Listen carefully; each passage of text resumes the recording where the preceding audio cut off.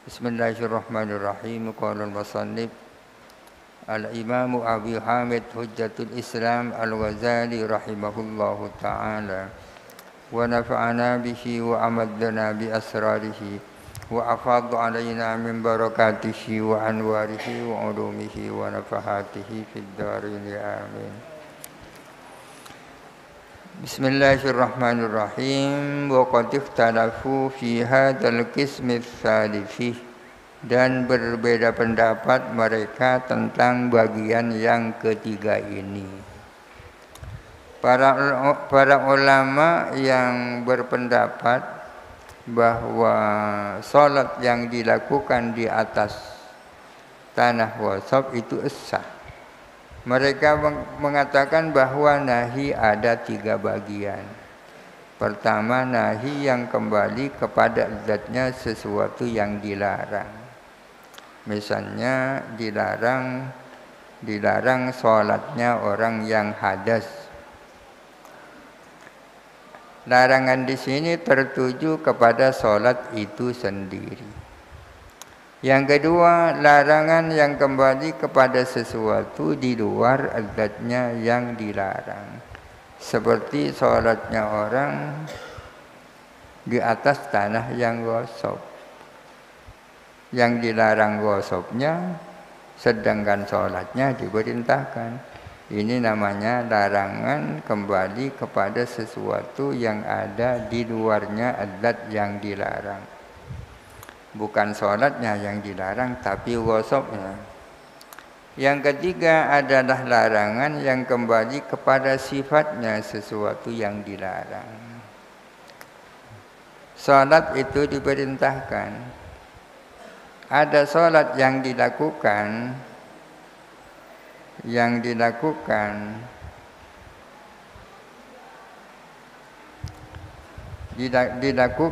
di dalam waktu tertentu.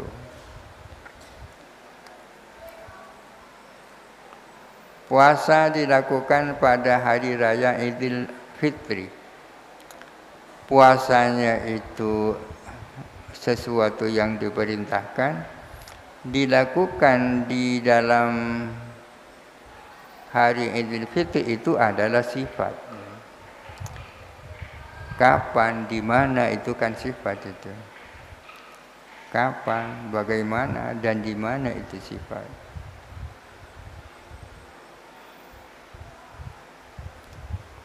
Wa misalul qismainil ula wa misalul qismaini al-awwalaini zahirun. Adapun contohnya 2 bagian yang pertama adalah sudah jelas. Contohnya yang pertama salatnya muhdits ya. Salatnya yang kedua salat di tanah gosok. Wa misalul qismi tsalits, adapun contohnya bagian yang ketiga, an yujiba at-tawafa wa yanha an iqaihi ma'al hadasi. An yujibah mewajibkan siapa syari, mewajibkan tawaf, tetapi melarang siapa syari min iqaihi, dari menjatuhkan tawaf ma'al hadasi, bersama hadas. Syari mewajibkan tawaf, dan syari juga melarang tawaf dilakukan bersama dengan hadas. Apa perbedaan tawaful muhdits dan tawaf yang dijatuhkan di saat hadas ini? Kalau tawaful muhdits dijadikan contoh sudah di atas. Au ya'muru bis-shaumi, atau memerintahkan siapa syari, memerintahkan puasa. Wa yanha an iqaihi fi yaumin nahri, dan melarang siapa syari menjatuhkan saum, melakukan saum pada hari nahr. Puasa diperintahkan, melakukan puasa di dalam hari raya dilarang.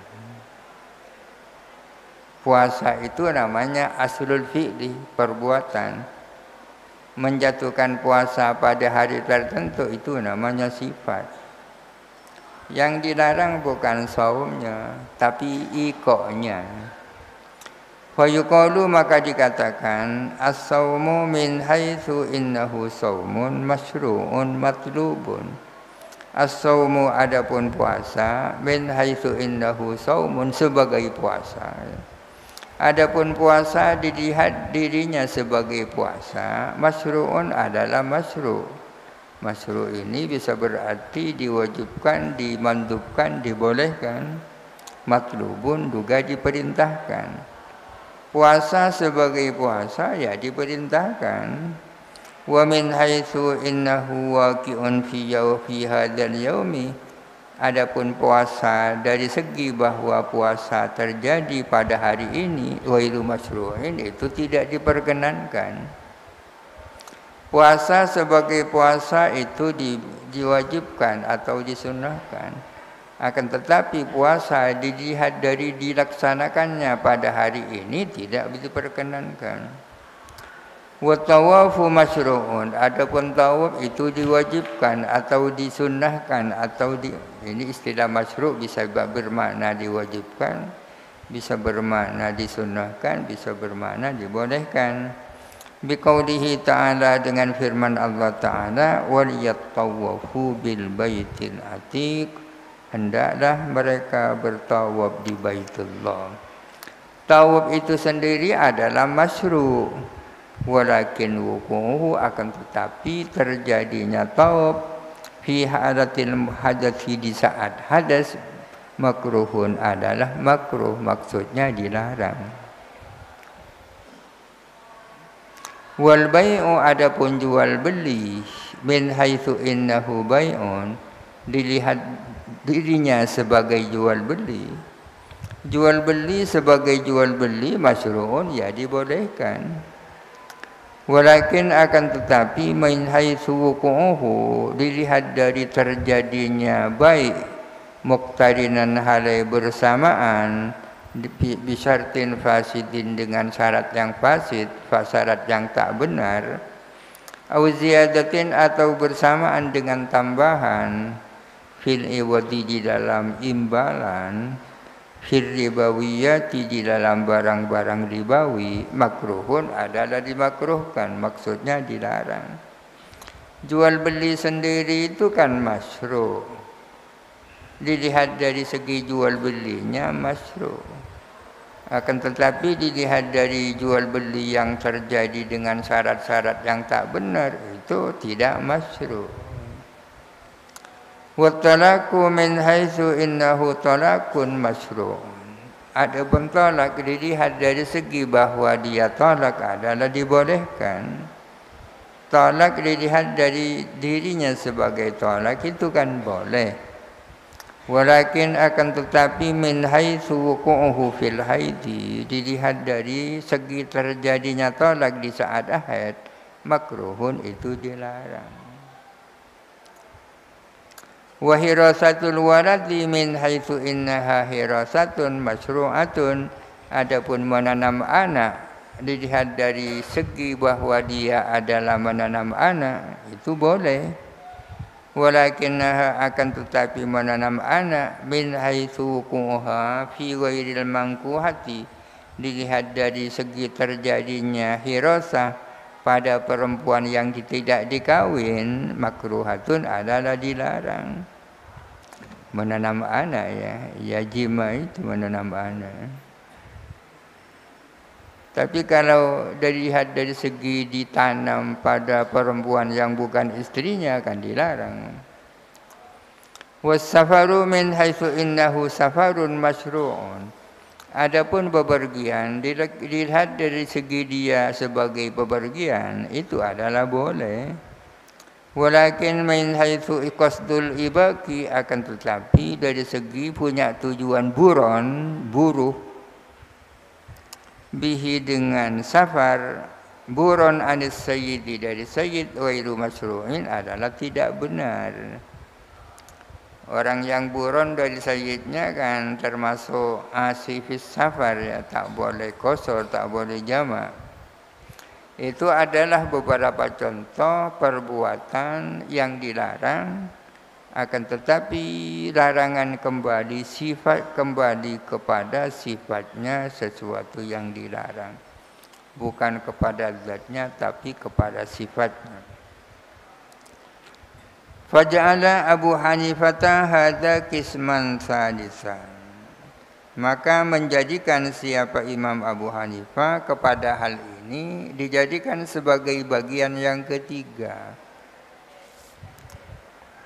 Wa za'ama dan menganggap siapa Imam Abu Hanifah anna dzalika bahwa sesungguhnya hal itu yujibu fasadal wasfi adalah mewajibkan menyebabkan rusaknya sifat lantifa al asli bukan tiadanya asal. Sifatnya yang rusak sementara asalnya tetap. Li'annahu karena sesungguhnya nahi raji'un ilal wasfi adalah kembali kepada sifat, la ilal asli tidak kembali kepada pokok, tidak kembali kepada perbuatan itu sendiri, tapi kembali kepada sifatnya perbuatan. Maka menjadi bagian yang ketiga. Bagian yang pertama, nahi kembali kepada perbuatan itu sendiri. Yang kedua, nahi kembali kepada sesuatu di luar sesuatu yang diperintahkan. Yang ketiga, nahi tidak kembali kepada perbuatan itu sendiri, tapi kembali kepada sifatnya perbuatan. Wasyafi'iyyu rahimahullahu adapun Imam Syafi'i rahimahullahu alhaqa hadza bi karahatil asli adalah memasukkan Imam Asy-Syafi'i. Imam Asy-Syafi'i memasukkan kepada bagian ini dimasukkan sama dengan karahatil asli, dilarangnya perbuatan itu sendiri. Walam yaj'alhu qisman salisan dan Imam Syafi'i tidak menjadikan hadza sebagai bagian yang ketiga. Wa haitsu anfata at-talaqa fil haidi dan sekiranya Imam Syafi'i menjadikan tolak di saat haid, menjadikan tolak itu maksudnya menyatakan tolak di saat haid itu sah, efektif. Jikalau Imam Syafi'i berpendapat bahwa tolak di saat haid itu jadi, kok bisa jadi? Kalau Imam Syafi'i menjadikan tolak yang dijatuhkan di saat haid itu jadi, sarafan nahya memalingkan Imam Syafi'i memalingkan kepada larangan, memalingkan larangan aslihi dari asalnya haid, maksudnya dari haid itu sendiri, wa wasfihi dan sifatnya haid, dipalingkan kemana? Ila tatwilin iddati kepada memanjangkan iddah. Au luhuqin nadami atau terjadinya penyesalan di kemudian hari. Inda syakki fil waladi ketika terjadi keraguan tentang adanya anak.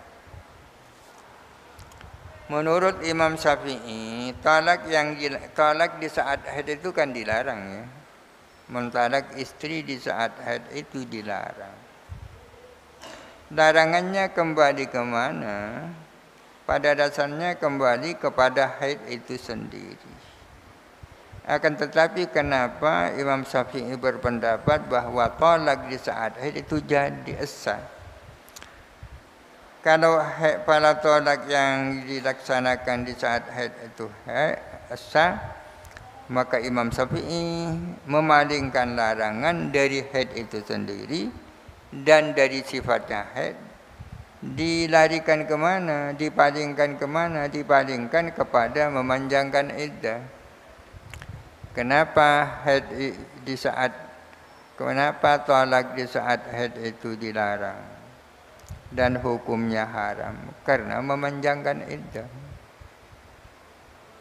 Iddahnya perempuan yang ditalak di saat haid dan ditalak di saat suci tidak sama. Lebih lama masa iddahnya jika ditalak di saat haid. Atau yang dilarang adalah kemungkinan terjadinya penyesalan ketika ada keraguan adanya anak. Ternyata istri yang dicerai hamil, terjadi penyesalan, ya kan? Maka sesungguhnya katanya Imam Syafi'i yang dilarang itu ya memanjangkan iddah itu. Yang dilarang itu karena adanya keraguan tentang timbulnya lahirnya anak, bukan haid itu sendiri. Wa Abu Hanifah haitsu abtala salatal muhditsi duna tawafil muhditsi. Adapun Imam Abu Hanifah di mana beliau membatalkan salatnya orang yang hadas, tidak tawafnya orang hadas. Menurut Imam Abu Hanifah, salatnya orang yang hadas tidak sah. Tapi tawafnya orang yang hadas sah. Imam Syafi'i yang punya pendapat seperti itu, za'ama ialah menduga annad dalilah bahwa sesungguhnya dalil qad dalla sungguh-sungguh menunjukkan apa dalil ala kaunit taharati syartan fis salati, bahwa taharah itu syarat di dalam salat. Fa innahu qala alaihi salatu wassalam la salata illa bituhurin, tidak ada salat kecuali dengan sesuci. Fa innahu sesungguhnya sabda Nabi nafyun lis-salati la nahyun, penafian terhadap salat bukan larangan salat. Kenapa Imam Abu Hanifah membedakan antara salatul muhdis dan tawaful muhdis? Di mana salatul muhdis itu batal, sedangkan tawaful muhdis itu sah. Alasannya karena ada dalil yang menunjukkan bahwa suci dari hadas merupakan syarat sahnya salat. Wa fil mas'alati nadharani, ialah di dalam masalah ini ada pun dua kajian. Ada dua kajian. Ahaduhuma, adapun salah satu dari nadharani adalah fi mujabi mutlaqin nahyi min haitsul lafdhu. Fi mujabi, mujab ini maknanya sama dengan muqtada ya. Iqtada, aujabah maknanya sama. Adapun salah satu daripada dua kajian adalah kajian tentang mujabnya, tentang apa yang diminta oleh mutlaqun nahyi. Artinya mutlaqun nahyi itu menunjukkan apa itu kan maksudnya. Min haitsul lafdhu, dilihat dari segi lafaz.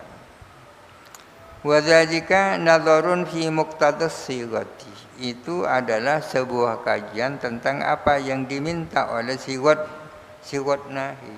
Siwat nahi itu menunjukkan apa? Menunjukkan haram atau apa? Wa huwa bahsun lughawiyun, itu adalah kajian kebahasaan. Nadhkuruhu fi kitabil awamiri wan nawahi, yang akan kami sebutkan di dalam kitab tentang awamir dan nawahi. Wan nadhru tsani, adapun kajian yang kedua, nadharun fi tadaddi hadhil awsaf, adalah kajian tentang berlawanannya, berkebalikannya sifat-sifat ini. Ada istilah diddani, ada istilah nakidoni. Nakidoni itu adalah dua hal yang tidak mungkin berkumpul dan tidak mungkin sama-sama tidak ada. La yajtami'ani wa la yartafi'ani. Sama-sama ada tak mungkin, sama-sama tidak ada tak mungkin. Itu namanya nakidoni. Seperti ada dan tidak ada, wujud dan adam ya. Tidak mungkin ada sesuatu dia mawjud tapi ma'dum. Tapi tak mungkin juga mawjud tidak, ma'dum tidak. Atau seperti gerak dan diam. Tak mungkin ada sesuatu itu diam dan bergerak berkumpul di dalam satu barang. Tapi tak mungkin juga ada barang tak bergerak dan tidak diam. Itu nakidhani. Berbeda dengan diddani, dua yang berkebalikan. La yajtami'ani, tidak bisa berkumpul, tapi mungkin bisa sama-sama tidak ada. Seperti hitam dan putih. Tidak mungkin ada barang dia hitam dan putih. Hitam dan putih berkumpul dalam satu barang, tak mungkin. Tapi ada barang tak hitam dan tak putih kan mungkin. Mungkin. Merah misalnya. Maka hitam dan putih itu namanya diddani.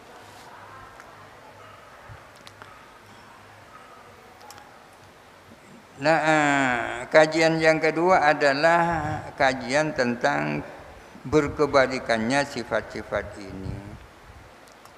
Wa ma yuqalu ijtima'uhu wallahu alam. Al-Fatihah. A'udzubillahi minasyaitonir rajim. Bismillah. Alhamdulillah. Iyyaka na'budu wa iyyaka nasta'in.